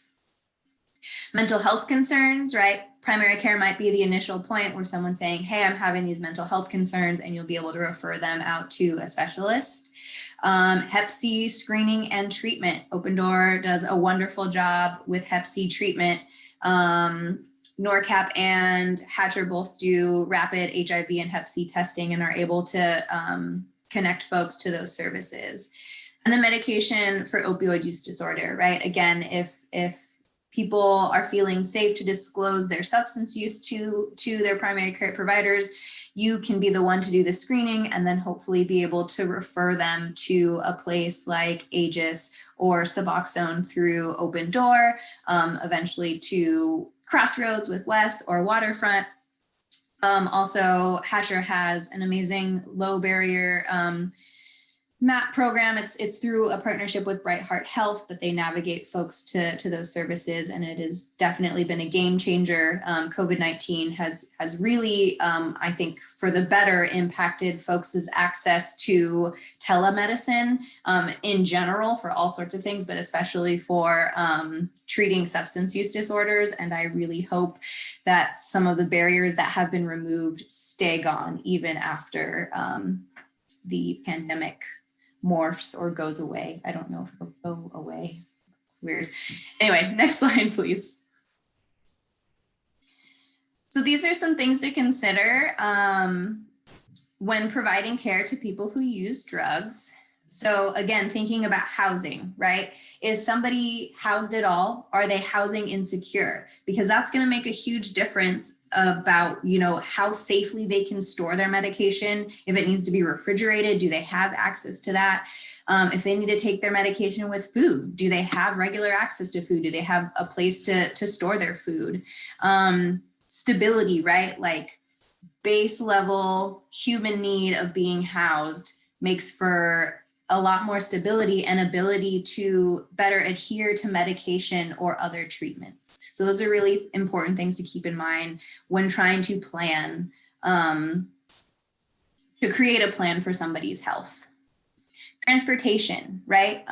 If we're expecting folks to get to recurring appointments, whether it be for substance use treatment or for like multiple health doctor appointments, right? What is their transportation like? Do they have a vehicle at all? Is it reliable?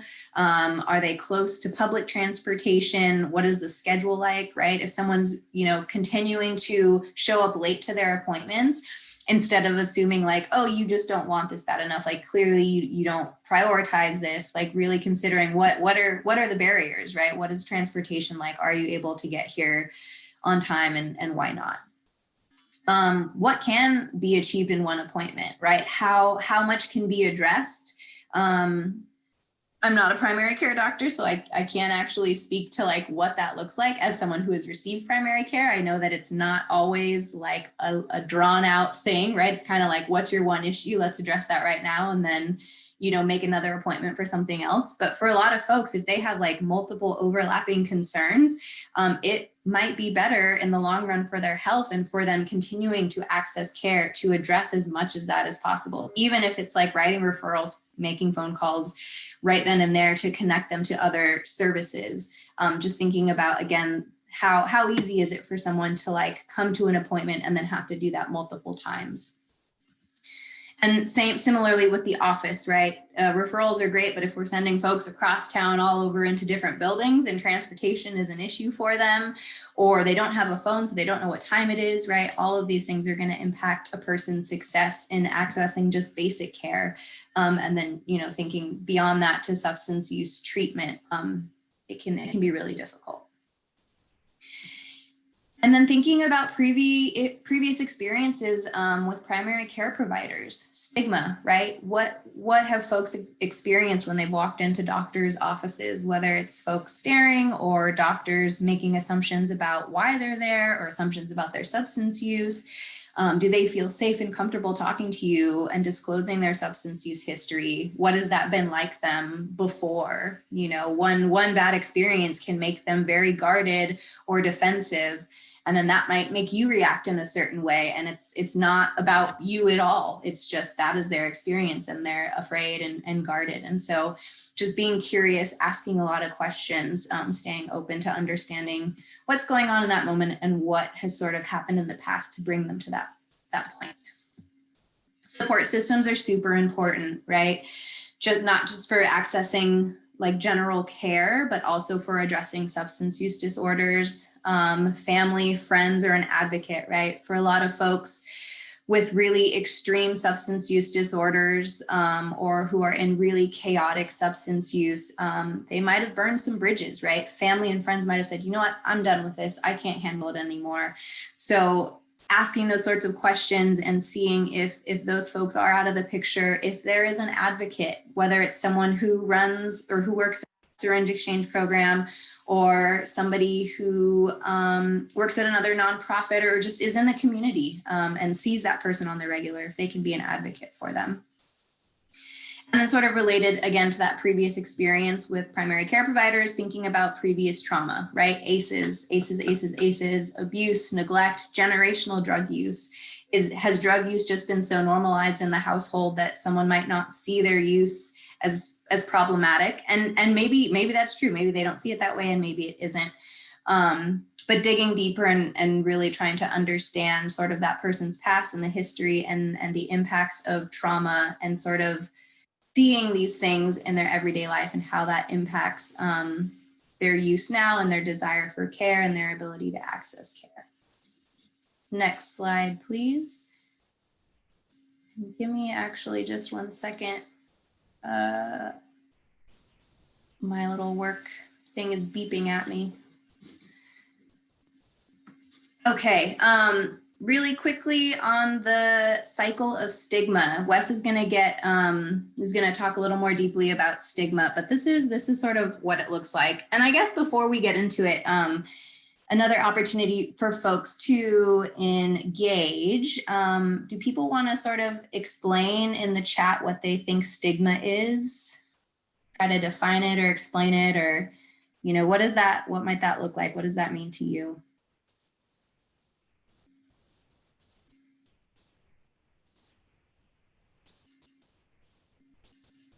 And while folks are typing, I'll just go ahead and read out what some folks have said. Raina works at NORCAP and is saying that they're seeing a real increase in serious abscesses and other skin infections during COVID, and also a lot of resistance to seeking medical care. And then Holly says, if you are a primary care provider, you can rely on and utilize your case manager to help with SUD and harm reduction referrals and resources. Yes, so making sure that we're not in silos, even within our own organizations, remembering what is available just from our colleagues.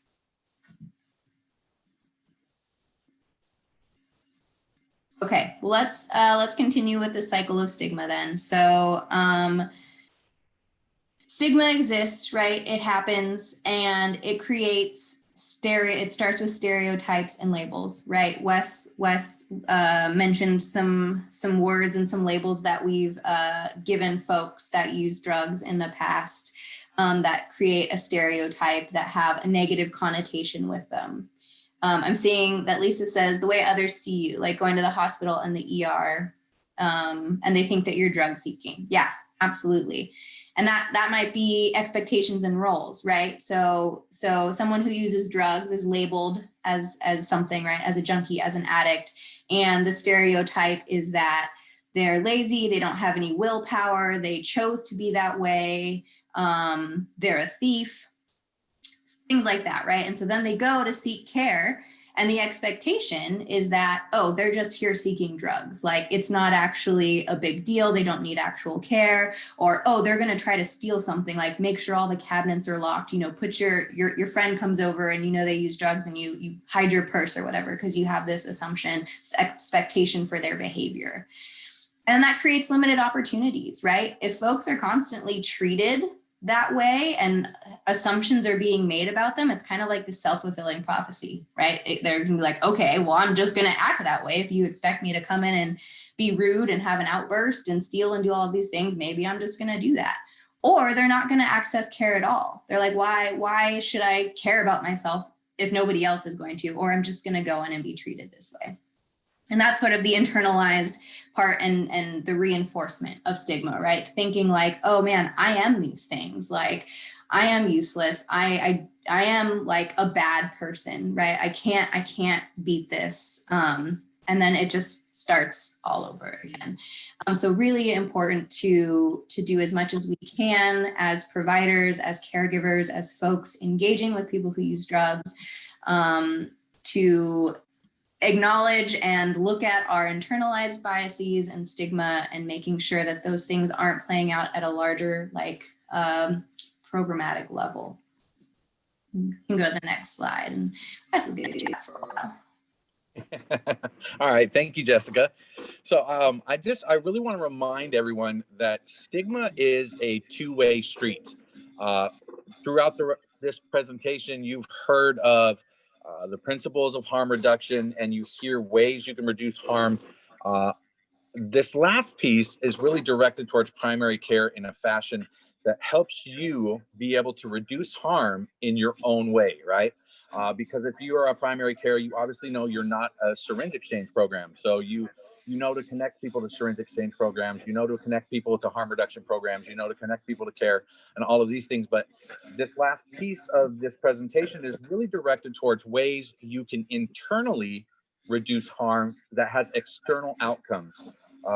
When I say stigma is a two-way street, it is a two-way street in regards that, one, the professional creates stigma and the patient creates a stigma, right? There are perceptions coming from both ends, right?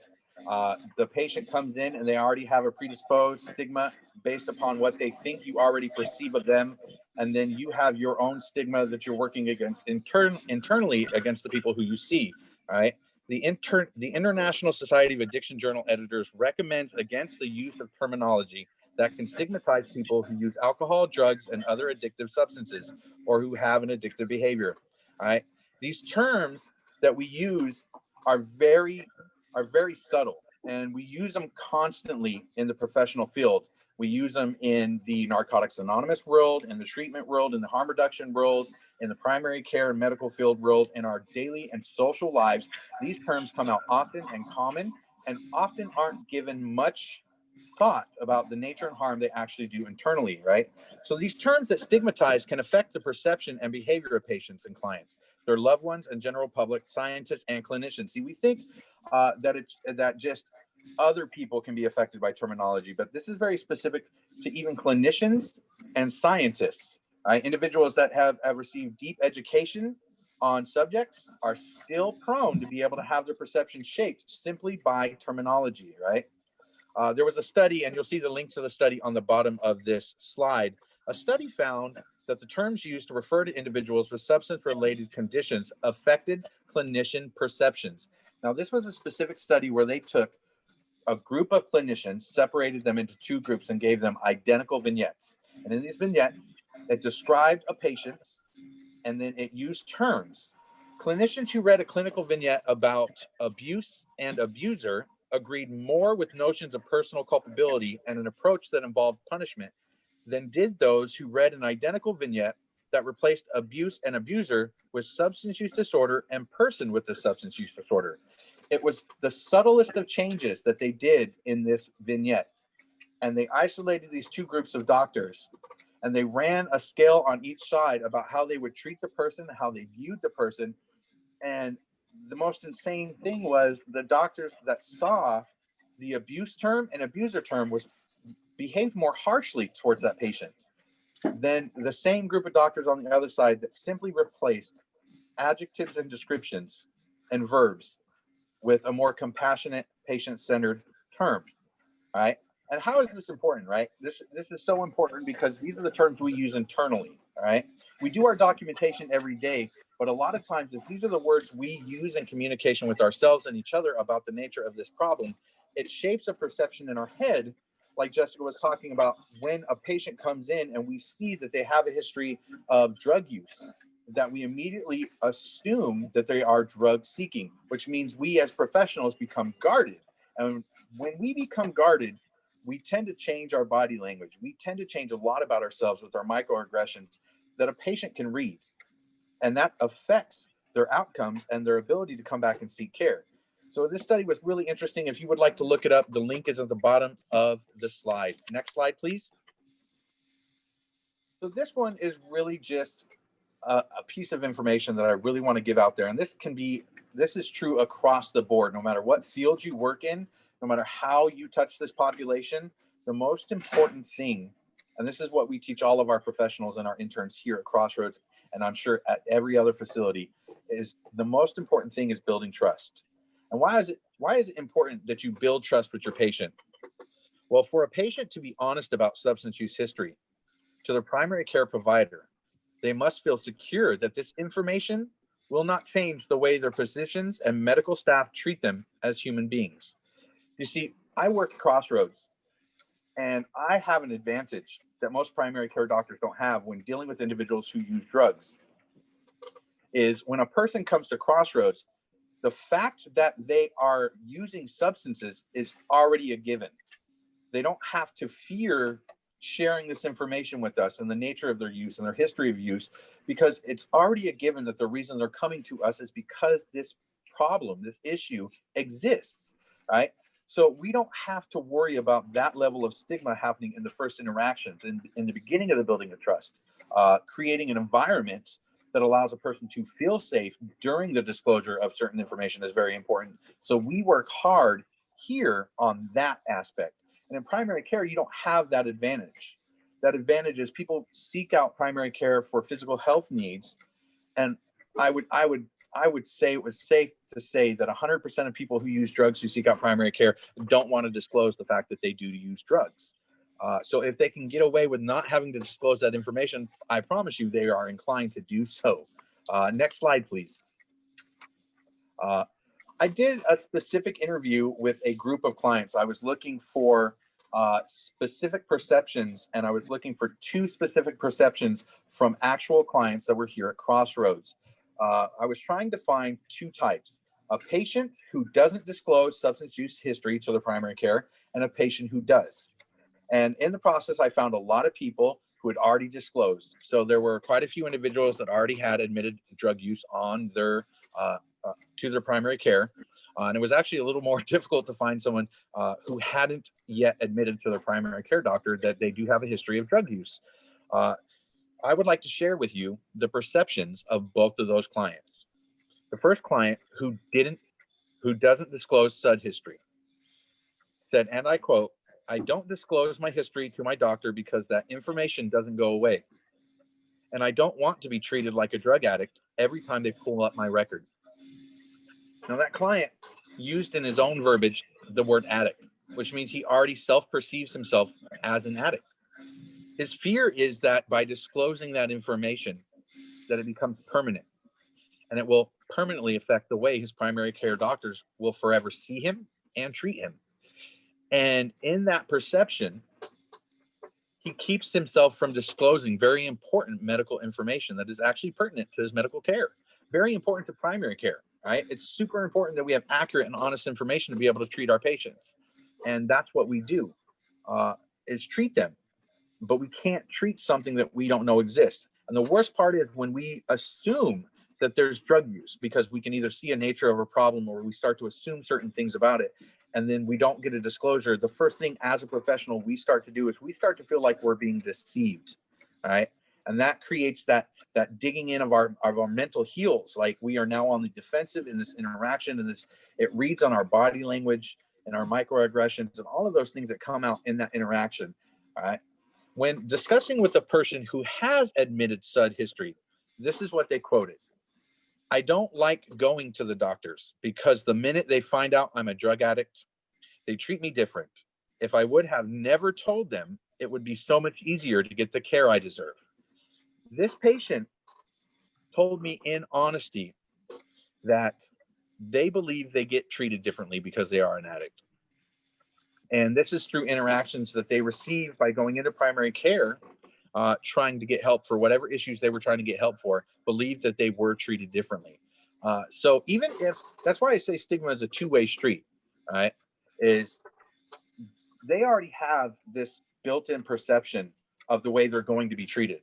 So as much as you might have preconceived notions about the person who uses drugs as a professional, the person who uses drugs has preconceived notions about you as a professional. So when we get together in these very chance interactions that are super rare, when we're able to provide care and connect with the person who uses drugs, I can't tell you just how important that interaction is, because it may be the one interaction that completely builds the relationship or destroys it. So when we start treating every interaction like it is the most vital interaction that we can have with the person, we start to understand the nature of the person, because when we get to see them again, the more we build a relationship, and that relationship does a crazy amount of improvement on their health outcomes. As we all know, a person who comes back and continues to seek care and continues with primary care, their health outcomes increase. Right? We've seen it across the board. The more people stay connected with primary care, the better their quality of life is. So the same to be said is a person who disconnects from the primary care service and just goes out there and is lost to the winds, they only decline. So I just want to remind everybody just how important the perceptions and perceived perceptions of our clientele are, and how we can change that, right? And that's always the big thing, is how do we change that perception, right? So I want to share with you a little bit of lived experience. We've got about 8 minutes too, Wes. 8 minutes. All right, I got you. So I'll tell you that while I am an executive director of a drug treatment program, I do have lived experience. Prior to becoming an executive director, I was a person who used drugs. I know, big surprise. Most of us that get into this field have some history. And I had neglected my health for a long time. Now, I went into established care recently with primary care. I wanted to get my diabetes checked. I had been having symptoms, blurred vision, other symptoms, and wanted to get that checked out. And this was the first time I was walking into this doctor's office. And I, of course, admitted my history. I put it on paper, documented it, it's in there. By the time I walked into the room and my professional walked in and pulled up, she first asked me, "What are you here for, Mr. Harrison?" And I said, "Well, I've been having some symptoms of diabetes. I would like to get my diabetes checked." She says, "Okay." Pulled up my charts, and I could see with my own eyes over her shoulder history of intravenous drug use. And all of a sudden, the nature of my appointment changed. It was, "Well, when did you last use? Oh, well, that's nice. What substances did you use? Have you been tested for Hep C, HIV, all of these other things?" And it became a repetitive nature of questioning that became the focus of our appointment. How much clean time I had, all of these things. And from the very beginning of that document being pulled up, I knew that I was working against the stigma of what was on my EHR. And I can only imagine that this happens with plenty of people.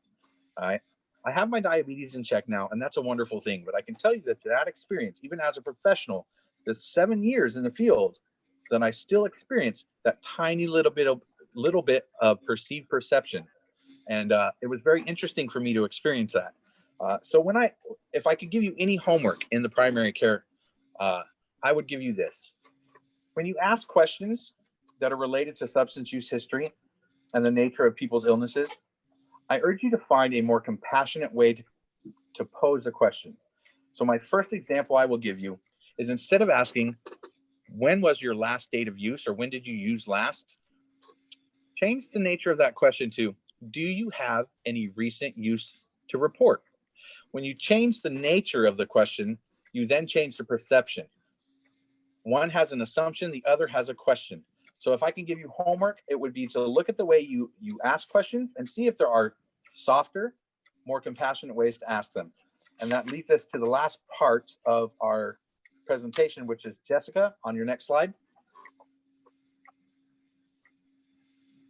Yes, so this is how we're going to wrap up. We've got about 5 minutes for questions too, and I do see one in the Q&A, more of sort of a statement that we could address. But I would love folks to think about some ways that you can reduce stigma and better integrate harm reduction into your practice. If it's something you feel like you already do and want to share, that would be awesome. You could share that in the chat, or if you just want to sort of take that away and mill it over for a little bit, and just, make some positive changes in your own practice. I really appreciate Wes sharing his personal experience. And it looks like similarly in the Q&A, someone has mentioned that they had someone close to them who was targeted at their primary care because their parents were identified as being people who use drugs, and they were reported at the same primary care office. So not only that person was because of their parents, right? Which intergenerational substance use is real, right? Like if your family or parents use drugs, it could be that you also use drugs, right? Very, very high likelihood. I will say in my own lived experience, I have a really intense history of intergenerational substance use. Almost everyone in my family has misused drugs or alcohol. I never had a substance use disorder. I experimented in college with drugs, but I've never had a substance use disorder. So yeah, it is unfortunate that even just having somebody's parents' history, right, or history that's so far back, then create this sort of light on in a provider's head saying, "Oh, I should be concerned," right? And curious, right? I invite folks to be curious and not automatically concerned or making assumptions that something is going on that might not be, or something is going on that doesn't actually that is under control, right? That person has that under control. Do folks have any other questions? Yeah, and so the person's experience, they don't have a SED problem at all and were just waiting for knee surgery, right? But having that flagged related, their parents in the same primary care office flagged a substance use disorder, then that person was also unfortunately mistreated in that way. And I hope your friend ends up getting the care that they need and deserve. Aside from being conscious of using terminology that infers stigma, what are some practical steps providers can do to build trust? Yeah, so definitely, like Wes said, language and just being aware of your body language, right? Those microaggressions. So again, like if someone comes in and like you have like your bag out on the table and you like tuck it away real quick, like that's going to key someone off of like, oh, you don't trust me, right? Or the way that you ask questions. So not only just using person first language, but like the way that you ask questions without making assumptions, but just being baseline curious. At the like larger level, right? Like analyzing your policies and procedures, removing barriers for care. Again, back to like requiring abstinence for any sort of treatment is not a best practice. And so if that sort of thing is written into your policies or procedures, get that out, right? So you can be way up sort of in the policy level doing that sort of work. And then just like the person-to-person care, language and just body language also makes a huge difference. Did you want to say anything more about that, Wes? No, you pretty much covered it. I would just have to say that always understanding that it comes from personal perception, and you would be surprised at how much changing that personal perception internally changes all of your external behaviors. So if you are currently sitting out there and you are under the assumption or impression that one, harm reduction is enabling drug use, have a conversation with us. You can reach out to Jessica or I, and we will sit down and help shape and reshape that perception that it is neither of those things. And that two, always understand that substance use treatments or abstinence-based treatments and harm reduction are two sides of the same coin, and understanding they are paired very well together. And understand also that treatment here locally has definitely evolved. It used to be solely abstinence-based. Right now here at Crossroads, we accept individuals who are receiving methadone treatment, MAT treatment. We do telehealth for MAT services. So the entire scope and field of residential treatment has changed. So if you have experience with past residential facilities, you might want to take a relook at them to get a deeper understanding of how treatment has changed here locally within our community. Mm-hmm. Aegis also takes a harm reduction approach. And again, the navigation to Bright Heart telehealth through Hatcher is very low barrier.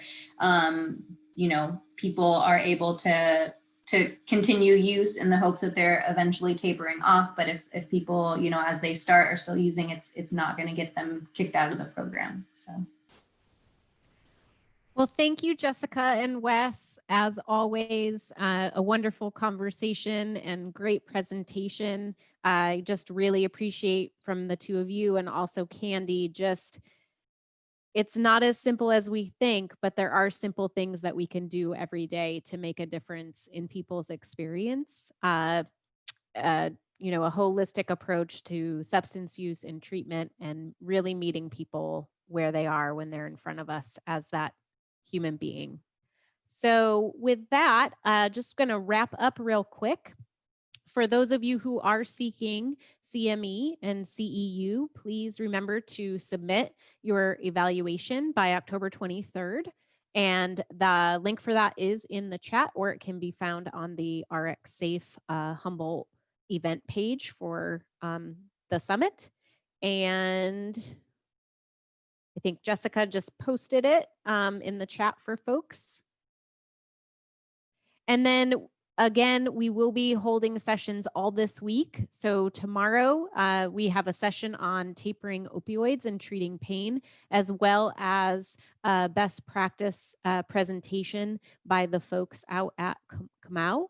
And then on Thursday, there will be a session on how to treat patients with empathy. And then Friday will be our keynote, which we're very excited about, having to do with prevention. So how can we kind of reduce the curve on folks going down that road of becoming addicted to substances?